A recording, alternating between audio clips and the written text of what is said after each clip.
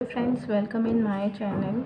और आज हम इसके बारे में थोड़ा सा और डिटेल पढ़ते हैं, यही चैप्टर के बारे में कि अन्य बिंदुएं मतलब अन्य एक्स्ट्रा पॉइंट्स कौन कौन से हैं हमारे पास। तो देखिए, कला शब्द का प्रयोग किस ग्रंथ में हुआ है? तो ऋग्वेद में सबसे पहले कला शब्द का प्रयोग हुआ है। कला किस भाषा का शब्द है? तो ये किस भाषा का है? संस्कृत भाषा का शब्द है ये। ठीक, अब देखिए कला शब्द का प्रयोग किस शताब्दी में हुआ है? तो ध्यान दीजिएगा कि 13वीं शताब्दी के प्रथम चरण में हुआ है। उसके बाद कल शब्द की उत्पत्ति किस धातु से हुई है? तो कड़ धातु से। किससे? कड़ धातु से हुई है। कड़ धातु का आशय क्या होता है? प्रसन्न करना। ये देखिए, कल मैं आपको बता रही थी ना, जैसे लाल, लाल में कौन कौन से रंग है? देखिए, क्रिम्सन है, उसके बाद हो गया स्कारलेट है, वर्मिलियन। ध्यान दीजिएगा, 2021 में ये पूछा था कि एक कोई मतलब रेड कलर का ही दे दिया था, उसमें पूछा था कि ये कौन से कलर में आएगा। तो थोड़ा सा इसको ध्यान दे दीजिएगा। हरे में भी कई सारे कलर्स होते हैं, जैसे हो गया वेरेडियन, हो गया सैप, हो गया और हुकर्स हो गया, नीले में हो गया, ठीक है, पाशियन मतलब ये नेवी ब्लू का कलर है। उसके बाद कोबाल्ट यानी कि जो आसमानी कलर होता है, अल्ट्रा मैरिन हो गया। उसके बाद हो गया टर्काइश हो गया, टर्किश, जो टर्किश, वो टर्काइश लिखा हुआ है बट टर्किश टाइप का होता है, जो फिरोज़ी रंग होता है। ठीक, उसके बाद पीले में हो गया ochre yellow, chrome yellow, lemon yellow, brown में भी हो गया। इसको आप स्क्रीनशॉट ले लीजिएगा और इसको आपको तो रटना पड़ेगा क्योंकि ये सब कलर्स के ही हैं, उसके पूरे शेड हैं ये कलर्स के। ठीक, तो ब्राउन में हो गया ये बर्न साइना हो गया, उसके बाद अंबर हो गया, काला में हो गया, देखिए काले में भी बहुत सारी आती हैं, आइवरी ब्लैक हो गया, ब्लैक जापान हो गया, सफ़ेद हो गया, सफ़ेद में हो गया टिटेनियम वाइट हो गया, देन चाइनीज़ वाइट हो गया इसमें। अब देखिए, इसी में अगर हम जाएंगे तो कला शब्द का प्रयोग किस कला हेतु किया जाता है? तो ललित कला हेतु किया जाता है, यानी कि ललित कला में ये कला शब्द का जो है प्रयोग किया जाता है। देखिए ध्यान दीजिएगा, कला दो होता है, ललित कला होता है और एक कौन सा होता है? उपयोगी कला होता है। ठीक है, तो कामसूत्र के लेखक कौन है? वात्स्यायन। तो मैंने आपको कामसूत्र और वात्स्यायन का रिलेशन बताया था, आप किस तरह से, अब मेरे ख्याल से तो ज़िंदगी में कभी नहीं भूलेंगे कि कामसूत्र किसने लिखा था। और वात्स्यायन के कामसूत्र में कितनी कलाओं का वर्णन है? तो 64 कलाओं का वर्णन है। ठीक, कामसूत्र के किस अध्याय में 64 कलाओं का वर्णन है? तो तीसरे अध्याय। तीसरा अध्याय किसने लिखा था? जयमंगला टीका में इसके बारे में उल्लेख था, कला के बारे में। ठीक, कामसूत्र के 64 कलाओं को चित्रकला के कौन सा स्थान है? तो चौथा स्थान है। ध्यान दीजिएगा कैसे रखें, याद रखेंगे, 64 लास्ट में है तो चौथा स्थान। ठीक, कामसूत्र में 64 कलाओं की चित्रकला को किस नाम से जाना जाता है? तो आलेख्यम। ठीक है, आलेख्यम नाम से जाना जाता है। कामसूत्र की टीका किसने दिया था? यशोधरा पंडित। ठीक, किसने दिया था? यशोधरा पंडित ने 11वीं शताब्दी में दिया था। यशोधरा पंडित द्वारा रचित कामसूत्र के टीके को किस नाम से जाना जाता है? तो जय मंगला। ठीक, याद है, यशोधरा पंडित ने जय मंगला टीका में कला के बारे में लिखा था। ठीक, वात्स्यायन किस शताब्दी में हुए थे? चौथी शताब्दी में। ठीक, अब ललित कला के विस्तार के कितनी कलाएं होती हैं? 79। हालांकि ये पूछता नहीं है बट फिर भी आप याद कर लीजिएगा। सर्वप्रथम कला शब्द का प्रयोग कहाँ हुआ था? तो कहाँ हुआ था? नाट्य शास्त्र में। ठीक है, उपयोग जो है वो वात्स्यायन ने बताया था। ठीक है, लेकिन शब्द का मतलब हमें कला शब्द जो है सबसे पहले वहाँ पे मिला था, लेकिन प्रयोग कहाँ हुआ था कला शब्द का? ये हुआ था नाट्य शास्त्र में। ठीक, अब नाट्य शास्त्र के बारे में थोड़ा सा देख लेते हैं। तो नाट्य शास्त्र के प्रणेता कौन है? भरत मुनि है। ठीक है, अब ध्यान दीजिएगा कि नाट्य शास्त्र को भरत मुनि में कैसे आप कोरिलेट करके याद करेंगे। तो जो नाट्य भरत है, भरत यानी कि जो मुनि लोग होते हैं, ठीक है, मुनि लोग बहुत ज़्यादा क्या करते हैं? नाटक करते हैं। ठीक है, आप देखते होंगे, हालांकि हर कोई मुनि तो नाटक नहीं करते, लेकिन फिर भी तो याद रखिएगा, जो मुनि होते हैं वो नाटक करते हैं। तो भरत मुनि क्या हो गया? जो भारत के जो मुनि लोग हैं, बाहर के पता नहीं, लेकिन जो भारत के मुनि हैं वो क्या करते हैं? नाटक करते हैं। तो भरत मुनि को किसने लिखा था? नाट्य शास्त्र में। ठीक है, भरत मुनि ने लिखा था। उसके बाद नाट्य शास्त्र में कितने रसों का वर्णन है? तो 8 रसों का वर्णन है, लेकिन ओरिजिनल में क्या बोलते हैं, रस कितने होते हैं? 9 होते हैं, लेकिन नाट्य शास्त्र में 8 रस आते हैं। नाट्य शास्त्र में कितने भावों का वर्णन है? तो 49 भावों का है।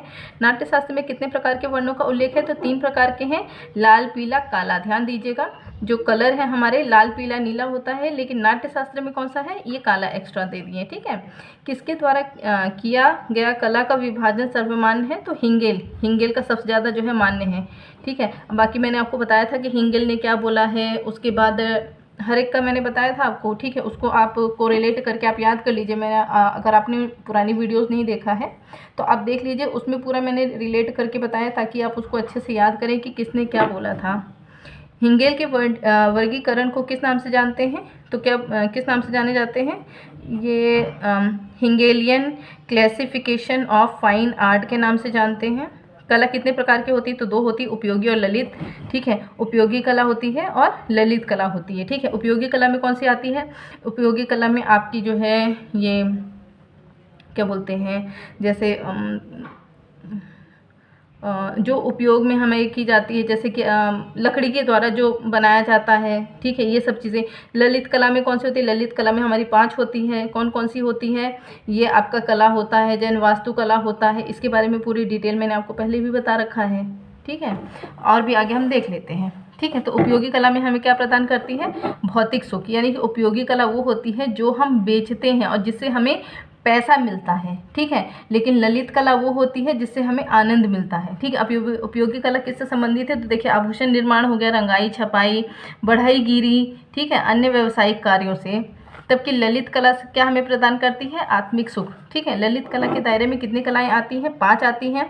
चित्रकला, मूर्तिकला, वास्तुकला, संगीत कला और काव्य कला। तो हमें ये ललित कला के बारे में ही पढ़ना है, हमें ये उपयोगी कला के बारे में बिल्कुल भी नहीं पढ़ना है, ठीक। ललित कला के कितने भेद होते हैं? 2 होते हैं, रूपप्रद और अरूपप्रद।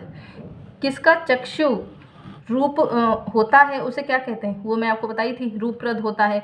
ये जो है रूपप्रद यानी कि जो हम देखते हैं अपने चक्षु से, यानी कि हम अपने आँखों से देखते हैं रूप को, ठीक है, तो वो रूपप्रद हो गया, ठीक है। जिसका चक्षुर्भू नहीं होता है उसे क्या कहते हैं? उसे अरूप, यानी कि अरूप मतलब हमें कुछ दिखाई नहीं देता उसमें, हम सिर्फ फील करते हैं। जैसे संगीत कला, संगीत कला को क्या करते हैं? हम फील करते हैं, हम उसको महसूस करते हैं, ठीक है, लेकिन हम उसको देखते नहीं हैं। तब की जो ये हमारी है मूर्ति कला हो गया, वास्तुकला, चित्रकला, ये सारी क्या है? हमारी रूपप्रद कला है, क्योंकि इसको हम देखते हैं, ठीक। रूपप्रद कला कितनी होती है? 3 होती है, चित्रकला, मूर्तिकला, वास्तुकला, क्योंकि ये तीनों चीज़ हम देख सकते हैं। अरूप कलाएं कितनी होती हैं? तो अरूपप्रद कलाएं जो होती है 2 होती है, संगीत कला और काव्य कला, जो हम देखते नहीं, हम सिर्फ इनको महसूस करते हैं। काव्य कला का आधार क्या है? शब्द और अर्थ है, क्योंकि काव्य में क्या होता है? लिखा जाता है, ठीक है। तो जो हम लिखते हैं तो उसके लिए हमें क्या चाहिए? शब्द चाहिए और उसके अर्थ चाहिए। संगीत कला का आधार क्या है? तो संगीत में क्या होता है? स्वर और नाद होता है, तबकि मूर्ति में पाषाण, पत्थर, औजार, ये सब चीज़ें होती हैं। वास्तुकला, वास्तुकला मतलब जो भवन वगैरह बनते हैं उसके लिए क्या ज़रूरत होती है? चूना और मिट्टी। और चित्रकला के लिए क्या? रंग तथा ब्रश की ज़रूरत होती है। किस काल को भारतीय इतिहास का स्वर्ण युग माना जाता है? तो किसको माना जाता है? गुप्त काल को, क्योंकि जो ये है अजंता की गुफाएं वगैरह, ये सारी जो है अच्छे जो है चीज़ें जो है वो गुप्त काल में हुई है। लेकिन ध्यान दीजिएगा फ्रेंड्स कि गुप्त काल जो है वो वास्तुकला के लिए ज़रूरी था। इसमें तीनों चीज़, वास्तुकला का भी, मूर्तिकला और चित्रकला, तीनों के हिसाब से जो है ये गुप्त कला का जो है ये स्वर्णिम युग रहता है, ठीक। बाकी में आप देखिएगा किसी की वास्तुकला आती है तो किसी में, जब हम ये जहांगीर और अकबर के बारे में पढ़ेंगे तो हर एक ने अलग अलग, जैसे स्थापत्य कला को किसी ने प्रोत्साहन दिया, किसी ने चित्रकला को प्रोत्साहन दिया, लेकिन जो गुप्त काल है उसमें तीनों, ठीक है, हमारे जो है स्थापत्य कला, चित्रकला और मूर्ति कला, इन तीनों का अच्छे से विकास हुआ। इसलिए कभी भी स्वर्ण काल के लिए कला का स्वर्ण काल युग कब माना जाता है? तो गुप्त काल को याद रखिएगा। चित्रकला का सर्वाधिक विस्तृत ग्रंथ कौन सा है? तो विष्णु धर्मोत्तर पुराण, मतलब सबसे बड़ा ग्रंथ, ठीक है। विस्तृत मतलब बहुत ज़्यादा इसमें विस्तार पूर्वक दिया हुआ है, तो किसमें? विष्णु धर्मोत्तर पुराण में। अब देखिए चित्र सूत्र के बारे में हम देख लेते हैं। तो चित्र सूत्र अध्याय के कितने खंडों में बांटा गया है? तो 9 खंडों में बांटा गया है, ठीक। चित्र सूत्र में कितने प्रकार के चित्र भेद बताए गए हैं? 4, सत्य चित्र, मिश्रित चित्र, नागर चित्र और वर्णिक चित्र। अब देखिए चित्र सूत्र किस ग्रंथ में है? तो विष्णु धर्मोत्तर पुराण में है, ठीक है। तो अब चित्र सूत्र को जो है विष्णु धर्मोत्तर पुराण से क्या आप कर सकते हैं कि हाँ, विष्णु जो है मेरा बहुत अच्छा फ्रेंड है, जिसे कि चित्र मतलब जिसको चित्र वगैरह को आप रिलेट कर सकते हैं कि चित्र सूत्र उससे बहुत अच्छा लगता है, ठीक है। इस तरह से रिलेट करके आप याद कर लीजिएगा, ठीक है। अदरवाइज आप इसको याद कर लीजिएगा। देखिए विष्णु धर्मोत्तर, लास्ट में उत्तर है, उत्तर जो है वो किस में होता है? कौन सा ज़्यादा अच्छा होता है? जिसमें सूत्र वगैरह अच्छे से लिखा रहता है, ठीक है। तो उत्तर से याद कर लीजिएगा, उत्तर जो है वो सूत्र में लिखा रहता है, तो विष्णु धर्मोत्तर का क्या हो गया, चित्र सूत्र। ठीक। देन स्थापत्य कला और मूर्ति कला के लिए सर्वश्रेष्ठ पुस्तक कौन सी है, तो अग्नि पुराण। ठीक है, अग्नि पुराण जो है इसके लिए सर्वश्रेष्ठ है। उषा अनिरुद्ध की प्रेम की कथा किस ग्रंथ में चित्रित है, तो महाभारत में चित्रित है। महाभारत ग्रंथ का रचनाकार कब माना जाता है, 400 ईसा पूर्व। सोचिए कितना पुराना जो है महाभारत ग्रंथ लिखा गया था। ठीक। महाभारत ग्रंथ के रचनाकार कौन है, महर्षि वेद व्यास हैं। ठीक। अभी देखिए महाभारत और रामायण दोनों में ना बहुत ज़्यादा डाउट वो रहता है, हमेशा कन्फ्यूज़न रहता है कि किसने वेद व्यास लिखा था और दूसरा किसने लिखा। तो ध्यान दीजिएगा, जो महाभारत है, महाभारत में 5 अक्षर है, इसीलिए इसमें भी देखिए 5 अक्षर हैं। ठीक है, तो जो 5 अक्षर ये तो ऑप्शन में ज़रूर आएगा आपके पास। ठीक है, तो ध्यान दीजिएगा, जिसमें बहुत ज़्यादा लिखा है उसका जवाब भी बहुत ज़्यादा में है। ठीक है, तो महाभारत के राजकुमार अनिरुद्ध का चित्र किसने बनाया था, तो चित्रलेखा ने बनाया था। चित्रसूत्र के शरीर के अंगों के आधार पर पुरुषों में कितने भेद बताए गए हैं, 5। हंस, भृत, मालव, रोचक और शशक। हंस पुरुष की लंबाई कितनी है, 108 उंगल। भद्र पुरुष की लंबाई कितनी है, 106 उंगल। ये इतना तो जरूरी नहीं है। ठीक।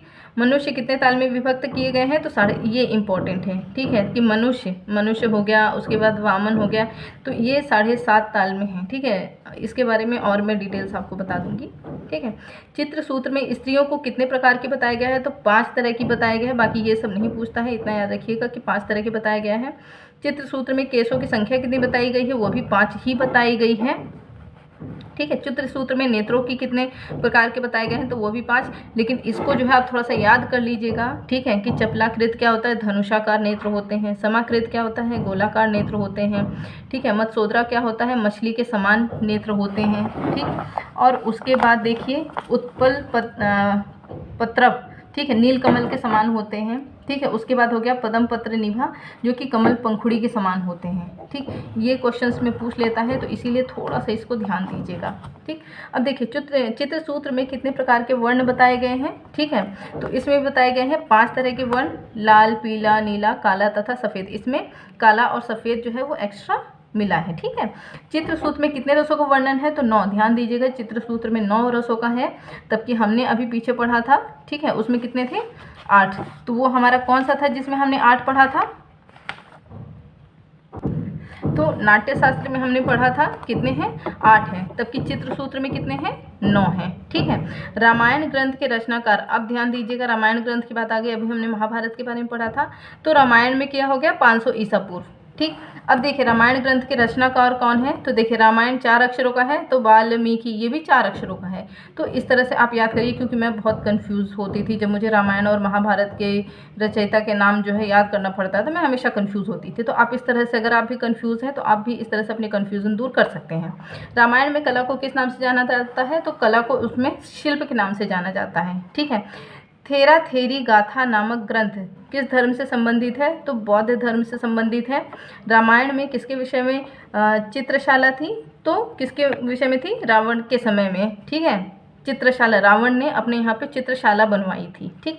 बौद्ध धर्म के प्रसिद्ध ग्रंथ कौन सा है, विनय पट्टिका है। वो बौद्ध के बारे में हम पूरी डिटेल अच्छे से पढ़ेंगे। ठीक है, अब आ गया मेघदूत और रघुवंश ग्रंथ के रचनाकार कौन है, कालिदास है। और बाकी तो इसमें इतना इम्पोर्टेंट तो नहीं। हाँ, ये चीज़ याद रखिएगा, एक क्वेश्चन ये आ जाता है कि चित्रलक्षण ग्रंथ की प्रति 6ठी शताब्दी में कहाँ से प्राप्त हुई, तो तिब्बत में प्राप्त हुई। कहाँ पर, तिब्बत में। और चित्रलक्षण ग्रंथ के रचयिता कौन है, नग्नजीत। ये क्वेश्चन में पूछ लेता है, तो ध्यान दीजिएगा। इसको आप कैसे आप यूज़ कर सकते हैं, इसको कैसे आप रिलेट करके याद कर सकते हैं। फिर चित्र लक्षण यानी कि लक्षण, जिसके लक्षण अच्छे नहीं होते हैं वो कैसा होता है, जो थोड़ा सा नग्न टाइप के होते हैं, उसके लक्षण अच्छे नहीं होते हैं। ठीक है, ये सिर्फ रिलेट करने के लिए, बाकी इसको सीरियस मत लीजिएगा। ठीक है, तो आप याद रखिएगा कि जिसके लक्षण सही नहीं होते, वो नग्न जो होते हैं, वो लक्षण अच्छे नहीं होते हैं। तो चित्र लक्षण किसने लिखा था, नग्नजीत ने लिखा था। ठीक है, चित्र लक्षण ग्रंथ कितने अध्याय में विभक्त है, तो 3 में है। ठीक है, नग्नजीत का पूर्व नाम क्या था, भयजीत था। ठीक है, नग्नजीत का नाम ये क्यों पड़ा था, क्योंकि उन्होंने नग्न प्रेतों के ऊपर विजय प्राप्त कर ली थी। तो ध्यान दीजिए, भारतीय चित्रकला का प्रादुर्भाव कहाँ से प्राप्त हुआ है, तो कहाँ से, शिला चित्र, यानी कि शिला चित्र से जो है हमें चित्रकला के जो है साक्ष्य मिलने शुरू हुए थे। भारतीय चित्रकला की आधुनिक भारतीय शैली का जनक किसे कहा जाता है? तो अवनींद्रनाथ टैगोर। इसके बारे में जब हम डिटेल में पढ़ेंगे तब हम बताएंगे आधुनिक भारतीय शैली कहाँ से प्रारंभ हुई, कब प्रारंभ हुई है, तब हम इनके बारे में भी डिटेल से अच्छे से पढ़ेंगे अवनींद्रनाथ ठाकुर के बारे में। भारतीय चित्रकला क्या प्रधान है? रेखा प्रधान। आपको पहले भी बताया था कि हमेशा आएगा भारतीय चित्रकला, अगर आ गया तो समझ जाइए कि रेखा प्रधान है। सौंदर्य शास्त्र के जन्मदाता कौन है? तो बाumgarten है। ठीक। आयाम कितने प्रकार के होते हैं? तो 3 प्रकार के होते हैं, लंबाई, चौड़ाई और गहराई। ठीक है, या फिर लंबाई, चौड़ाई, ऊंचाई। जैसे ये हो गया लंबाई, ये हो गई लंबाई, ठीक, ये हो गई चौड़ाई। और गहराई कैसे पता चलेगा? ये अगर हम ऐसे कर देंगे तो ये हमें इसकी गहराई पता चल जाएगी। ठीक। चित्र में कितने आयाम होते हैं? तो 3 आयाम होते हैं। मूर्ति में कितने आयाम होते हैं? तो 3 आयाम होते हैं। ध्यान रखिएगा, मूर्ति में भी हमें सामने का दिखता है, लेंथ दिखता है, ब्रेड्थ दिखता है और इसकी हाइट दिखती है। ठीक। भारतीय कला में कितने आयाम होते हैं? तो 2 होते हैं। 3 आयाम का प्रयोग सर्वप्रथम कहाँ से शुरू हुआ? तो मंडी की कला से शुरू हुआ। आज के लिए फ्रेंड्स इतना ही, मिलते हैं नेक्स्ट वीडियो में। नेक्स्ट वीडियो में आपको हम ये पूरा क्लियर करवा देंगे, ये चैप्टर आपको पूरा ख़त्म हो जाएगा। ठीक। वीडियो ज़्यादा लंबी बन जाएगी, इसलिए आज के लिए इतना ही।